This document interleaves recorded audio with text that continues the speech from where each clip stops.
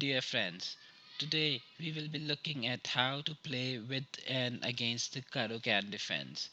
The Caro-Kann defense is a very popular chess opening for black and enjoys one of the reputation of being one of the most solid responses to the white's e4 opening. Let me flip the board as Caro-Kann is mainly focusing on the black.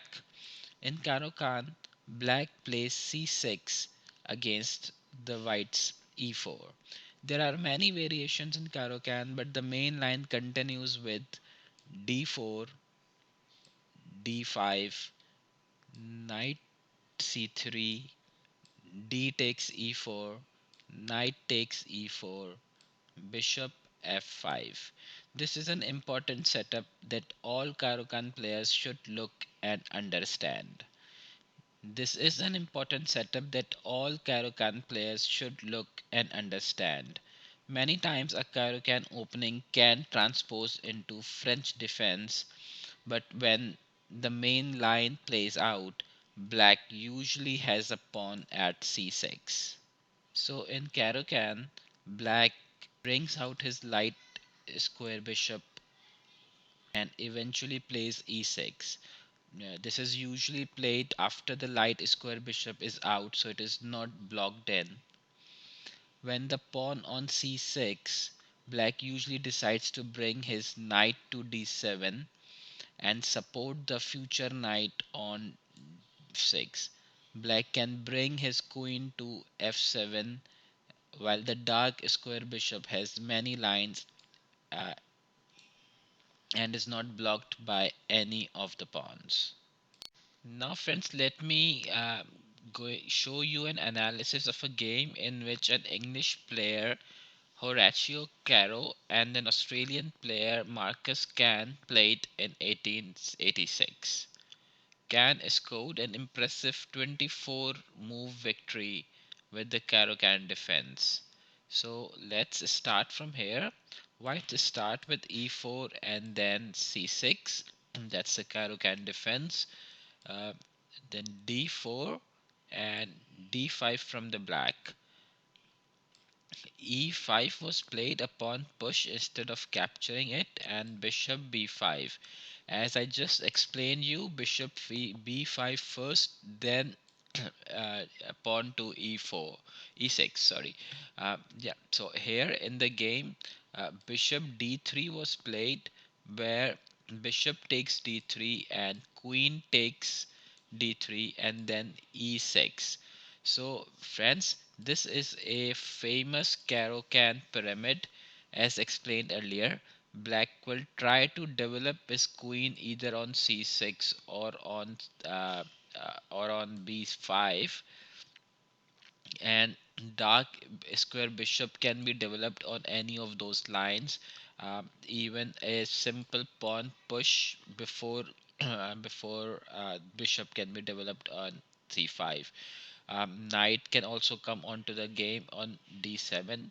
So let's go back to the game where f4 was played, and then c5. c3 was played, defending onto this on this pawn, but knight c6.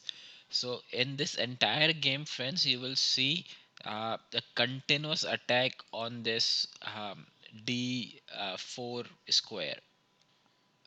So in response to knight c6, knight f3 was played, defending this d4 square. Then queen to b6, increasing an attack pressure on this square, and then castle. I personally feel the castle is not a very good move because you accidentally uh, has exposed your king onto this diagonal which is being controlled by the queen. So we will see further into the game how this has been exploited.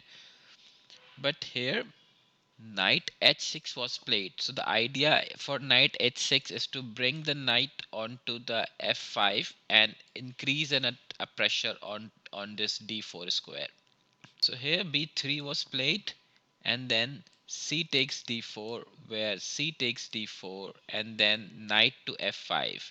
So as I explained earlier, what black is trying to do is to add more pressure on this d4 pawn.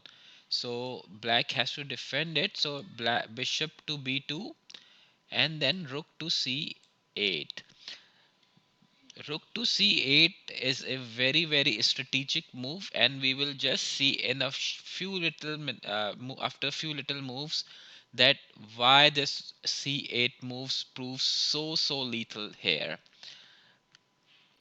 So after rook to c8, a3 was played, and then knight takes d4, where knight takes d4, and bishop to c5, pinning this knight. So of course white has to defend with everything he has on his disposal. So rook to d1, adding a defender for this d4 square. And now knight takes d4, where bishop takes d4, and bishop takes d4 check.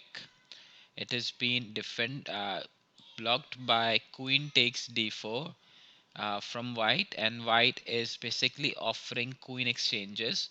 But instead of capturing, black played rook to c1. What a lethal move, friends. Find out why this is lethal. Pause the video here and try to find out what black is trying to do. Ready? See, if white captures this rook by the rook, then you will be losing the queen. If you exchange the queen first, say queen takes queen, so but then here will come what happened is rook will capture the rook first, it will be a check, and then you will lose the and then you will then the queen will be captured again, so you will be a rook down. So this is a master stroke from the black. So in the game, king to f2 was played, where rook takes d1, and since this queen is still pinned, you cannot take this rook. So the only thing option is queen takes b6, and where a takes b6. Of course, you are a pawn down, you are a rook down, and your knight is also pinned. So effectively, both of those pieces cannot move until this rook is on the first rank. So king to f2 and rook to c1, then king to d2, and then rook to g1, attacking onto this. So g3 was played, defending this pawn, but then king to d7, making a space for the rook to come into the game. Here a4 was played. Of course black has no move to play here at the moment. Both those uh, pieces are completely pinned. As soon as you move the knight, this rook will fall, and that will be a game over for the black. So black here is trying to white here is trying to sorry, game over for the white, and here white is trying to find a miracle. So rook to e8 from the black, and as soon as b4 was played, rook to c1, and now in this position white has resigned, because now there is no defense for this knight, and then even after knight, this rook will also fall, and then there is so much black is so much material up that he can easily win the game from this position. So we will continue looking at different variations of Caro-Kann in the next few videos. I will also post the tutorials on Caro-Kann. Do subscribe this channel so you won't miss any. Please like the video if you find this helpful. Till then, take care. Bye bye.